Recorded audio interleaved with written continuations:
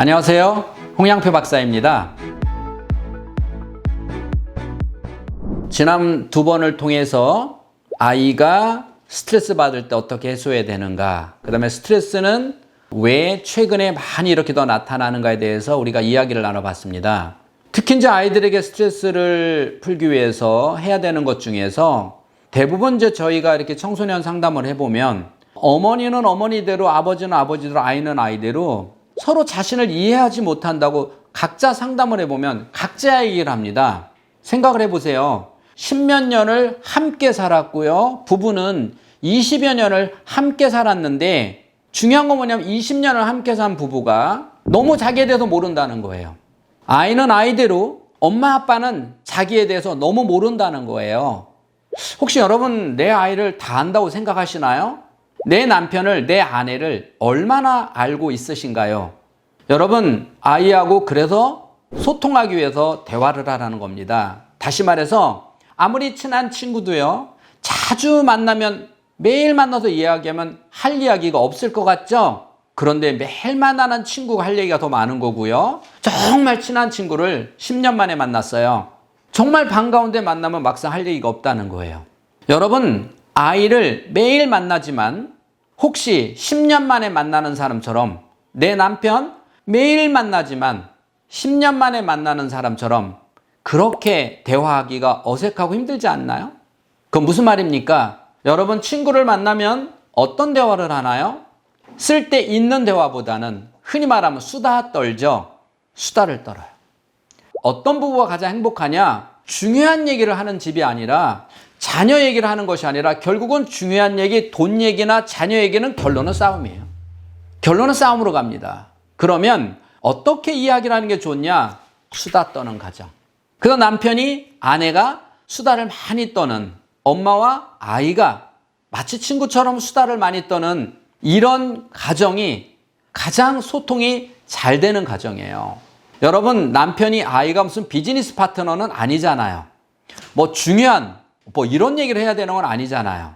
아주 자세한, 아주 자질구레한 하루의 일상을 이야기하면서 그 안에서 우리 아이가 어떤 친구를 만나는지, 그렇죠? 또 우리 아이가 어떤 부분에 스트레스를 받고 있는지 자연스럽게 여러분 알아갈 수 있는 거는 여러분이 자주 만나는, 그래서 자주 만나서 수다 떠는 친구에 대해서 사소한 것까지 다 아는 것처럼 과연 우리 아이와 그리고 내 남편 혹은 우리 아내와 내 아이를 알고 있으시냐라고 하는 거죠. 그러기 위해서는 중요한 건 뭐냐면 눈높이를 맞춰야 돼요. 여러분 생각해 보세요. 저 친구 왜 이렇게 매일 만나요? 너무 잘 맞아요. 쟤는 만나 이야기하면요 속이 다 시원해요. 서로 눈높이가, 수준이 맞다는 거 아닙니까? 근데 수준이 안 맞으면 대화가 안 되니까 난 쟤하고 얘기만 하면 속이 답답해, 그럴 거 아니에요. 그렇죠? 그러면 내가 남편하고 얘기하면 난 진짜 답답해. 둘 중에 한 사람은 분명히 수준이 안 맞다는 거예요.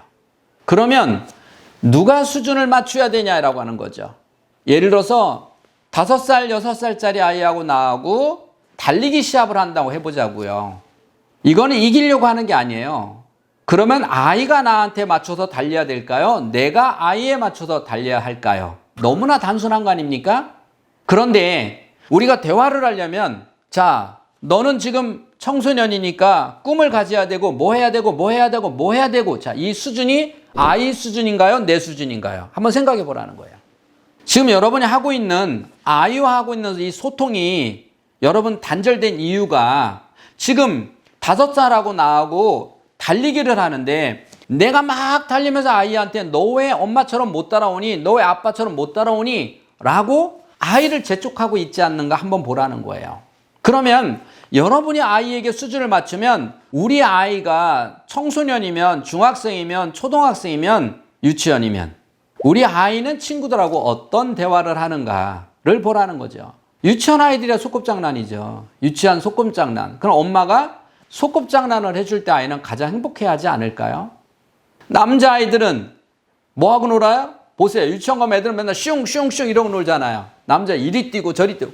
아빠가 거기에 맞춰서, 그렇죠. 그래서 제가 지난번 언젠가 얘기했죠. 바깥에서 아이들처럼 박스라도 주워다가 그걸 다 이것도 저것도 함께 만들어 보면 참 유치하죠. 그러나 내가 그 아이의 수준에 맞춰서 나는 유치하지만 아이 입장에서는 딱 자기 수준에 맞으니까 얼마나 행복하겠냐는 거예요. 여러분, 아이들하고 대화의 가장 중요한 건 뭐냐면 흔히 말해서 누구나 알고 있는 이론적으로는 수준을 맞춰줘야 된다라고 이야기를 합니다. 또 상대방을 이해해야 됩니다라고 하는 거는 우리가 머리로는 다 알고 있어요.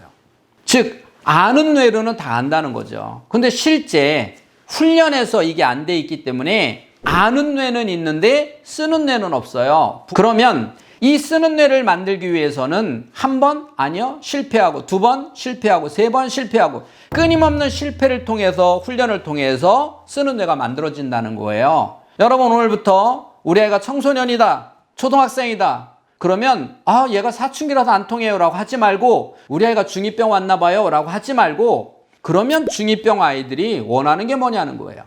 여러분, 중2병의 아이들은 어떤 생각과 어떤 마음이 가져 있는지 그것을 이해해야 되는데 쟤는 중2병이야, 너는 사춘기야, 이렇게 혹시 밀어낸다면 다시 이 아이가 내 앞으로 나와 함께 소통되는 날이 있을 거라고 생각하시냐는 거예요. 어른이 돼서도 부모가 자식 간에 잘 소통되는 사람은 이 어려운 사춘기나 중2병도 함께 어머니가 수준을 맞춰서 아이와 함께 같이 간 사람, 나이가 들어서도 행복한 부부는 어떤 위기가 있을 때도 함께 같이 간 사람이라는 거예요. 그러기 위해서는 어떻게 해야 돼요? 수준이 높은 사람이 낮은 사람에게 맞춰줄 수 있다. 부부지간에도 똑같은 연령이든 이걸 떠나서 대화의 수준이 높은 사람이 대화의 수준이 낮은 사람에게 맞출 때 그때 행복한 건데 대화가 안 통해 이렇게 얘기하면 평생 대화가 안 통하면 어쩌라는 거예요? 맞춰야죠. 근데 내가 여기다 놓고 당신 여기다 맞춰, 당연히 안 통하죠. 그렇지 않나요? 그러면 내가 내려놓고 조금 더 내려놓고 이거예요. 중요한 건 내려놓고 이야기해 보라는 거예요. 그러면 맞죠. 누구나 맞출 수 있잖아요. 남편이 나하고 수준에 안 맞는다 생각하면 내가 높다는 거잖아요. 그럼 맞추면 되죠. 우리 아이, 내가 여기다 놓고 네가 지금 중학교 때 공부 안 하면 네 인생이 어떻게 이런 얘기는요. 엄마 중학교 때 생각해 보세요. 어머니가 중학교 때 내가 중학교 때 공부 안 하면 인생 이런 생각 해봤나요? 아니에요. 할 수 없이 공부는 하는 거예요. 그래서 어머니가 아이에게 맞춰서 우리 아이가 어떤 음악을 좋아하는지, 지금 우리 아이가 무엇에 고민하고 있는지, 지금 우리 아이가 가장 힘들어하는 건 뭔지, 우리 아이의 스트레스 점수는 얼마나 나오는지, 그 스트레스의 가장 큰 주범은 뭔지, 우리 아이가 가장 행복해하는 것은 뭔지, 이것을 자녀와 또 이것을 부부와 함께 여러분 지금 나는 어떻게 키우고 있는지 한번 뒤돌아보는 시간을 가지시길 원하고요. 혹시 여러분 지금까지 키우면서 혹시 내가 잘못 갔나? 라고 생각을 하신다면 언제든 댓글 주시면 명쾌하게 답드리도록 하겠습니다. 지금까지 인간수업의 홍양표 박사였습니다. 감사합니다.